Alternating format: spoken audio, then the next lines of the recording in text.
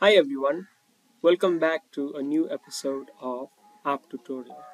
In this tutorial video, I'm going to show you how you can change the picture of your playlist on Spotify. So watch this video till the end to learn how, and also subscribe to our channel if you haven't already, and turn on the notifications to never miss our upcoming uploads. Now, to change the picture of your playlist on Spotify, you'll need to first log into your Spotify account. Then after you're logged in, you can see an interface such like this. Then you'll need to go to your library section, and then on the playlist section you can see a playlist that you have created. Now click on any one of your playlists that you want to change the picture of. Now as you can see, the playlist has opened.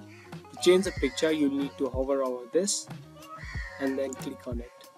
Now from your device, you can choose any photo that you want to put. Let's say I'm going to choose this one, and I'll click on open and then save.